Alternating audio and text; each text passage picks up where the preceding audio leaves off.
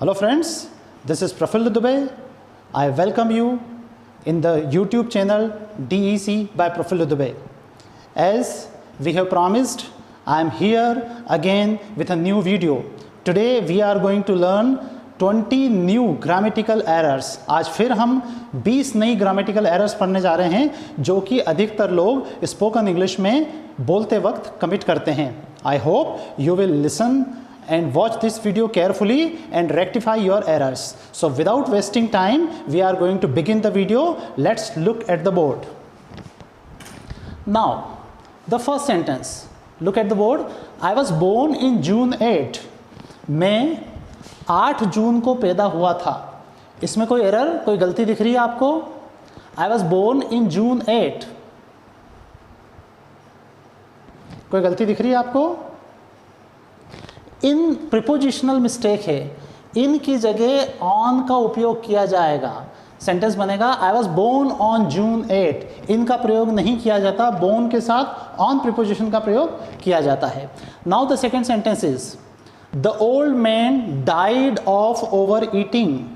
वृद्ध व्यक्ति ज़्यादा खाने के कारण या ज़्यादा खाने की वजह से मर गया. ये सेंटेंस है the old man died of over eating. अब यहाँ पर एक कंसेप्ट है, इसको समझ लीजिए आप.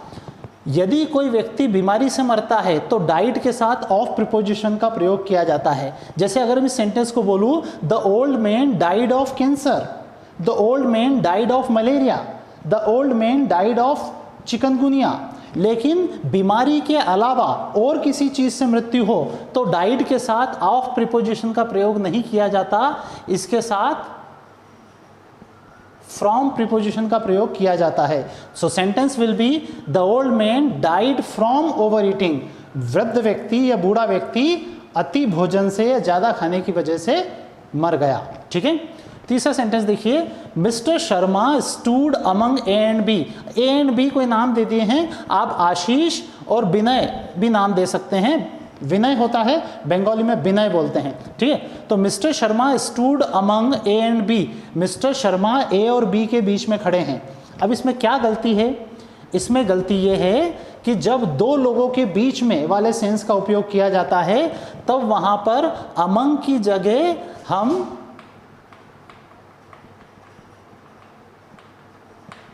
बिटवीन का उपयोग करते हैं. जब दो लोगों के बीच अगर ये बताना हो तो अमंग की जगह बिटवीन का उपयोग करते हैं, और जब दो से ज़्यादा लोगों के बीच वाला सेंस बताना हो तो अमंग का उपयोग करते हैं. तो इस सेंटेंस में एरर क्या थी? Mister Sharma stood between A and B. Among नहीं आएगा. The next sentence is she is married with a rich man. उसने एक अमीर आदमी से शादी की है. अब इसमें क्या एरर है? इसमें तो कोई एरर ही नहीं है. शादी की है, she is married with a rich man. ठीक है. क्या ये सही है? नहीं, ये गलत है, क्योंकि मैरिड विथ नहीं होता है, मैरिड टू होता है. She is married to a rich man. उसने एक अमीर आदमी से शादी की है. मैरिड विथ नहीं होगा, मैरिड टू होगा. अगला सेंटेंस देखिए, फिफ्थ वाला. A lots of people are living in poverty. बहुत सारे लोग गरीबी में जी रहे हैं. अब इसमें क्या एरर है? बहुत ध्यान से देखेंगे तो आपको एरर समझ में आ जाएगी. एरर यहाँ पर है. This one is error. क्यों है एरर? इसको समझ लीजिए. इसमें ऐसा है, इसको हम इस तरह से लिखते हैं. देखिए थोड़ा सा मैं लिख के बता देता हूँ आपको. या तो अ लॉट ऑफ होता है या फिर लॉट्स ऑफ होता है.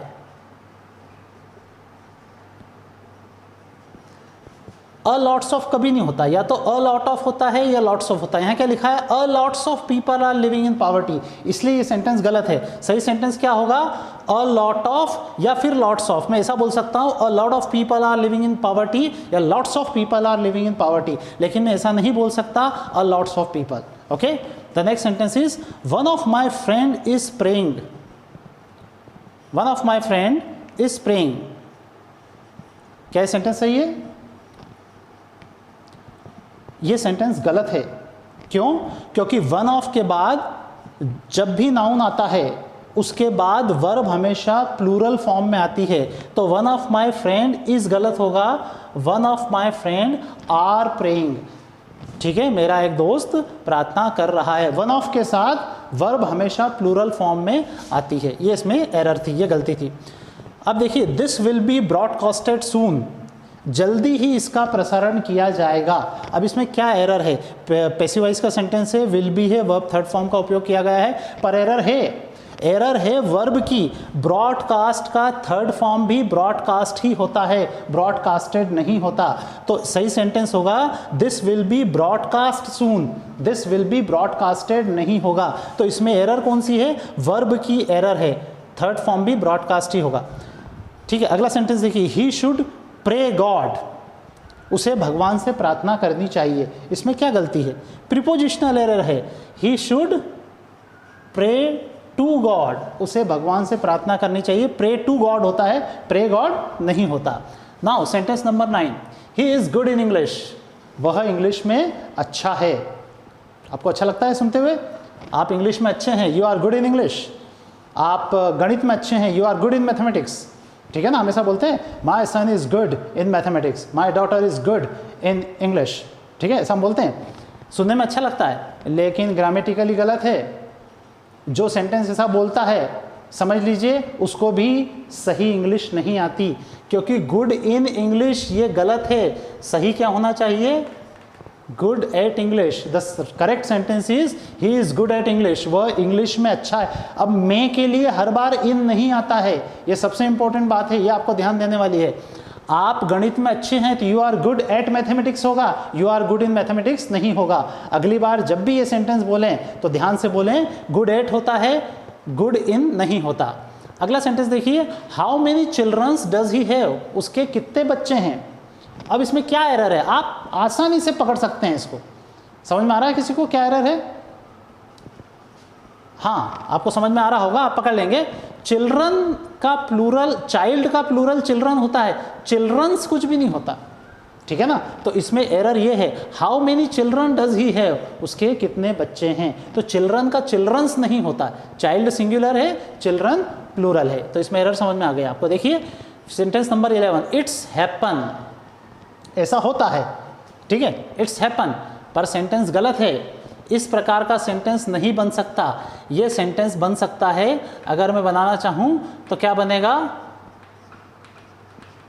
इट हैपन्स, ये सेंटेंस सही है। इट्स हैपन कुछ भी नहीं होता, इट हैपन्स हो सकता है या इट हैपन्ड हो सकता है, पास्ट टेंस में जा सकता है, ऐसा हुआ या ऐसा हुआ था, या इट हैपन्स ऐसा होता है। इट्स हैपन ऐसा कई लोग बोलते हैं, पर यह सेंटेंस गलत है, यह सेंटेंस सही है। सेंटेंस नंबर 12 देखिए, my self Praful.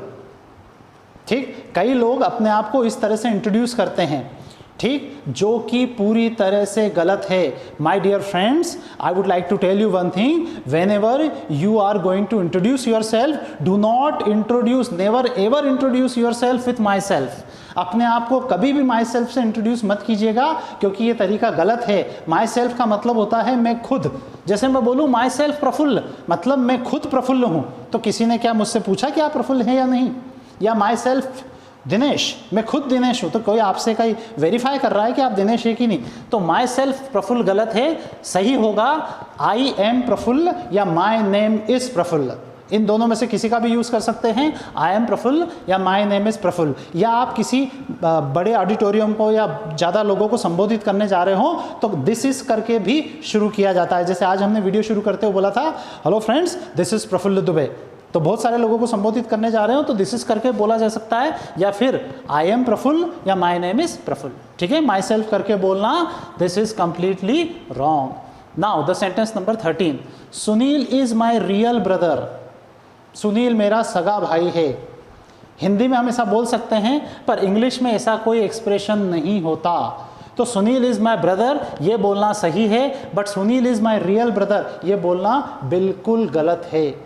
Next, she is my cousin sister, cousin, that is the correct pronunciation, she is my cousin sister, cousin brother है ना, cousin brother, cousin sister, ठीक, ऐसा बोलते हैं हम उसको। क्या है कि हम उसको जेंडर बताने के लिए बोलते हैं कि कजिन ब्रदर है। कजिन है तो ये क्लियर नहीं होता, पर ये क्लियर होता है।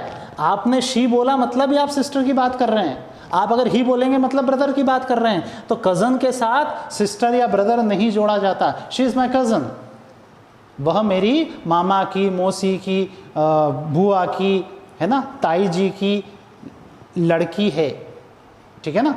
या ही इज़ माई कज़िन, वो मेरे मामा का, फूफा जी का, मौसा जी का, ताऊ जी का, काका का लड़का है, ठीक है।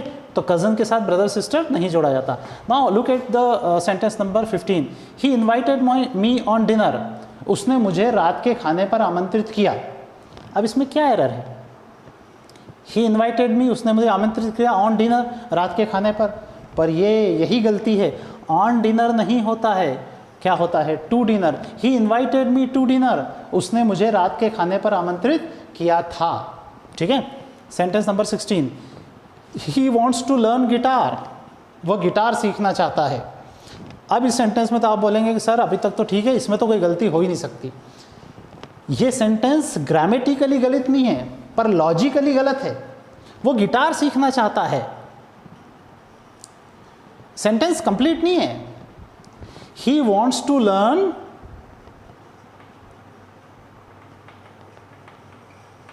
हाउ टू प्ले गिटार, वह गिटार बजाना सीखना चाहता है, ये करेक्ट सेंटेंस होगा। गिटार क्या सीखना?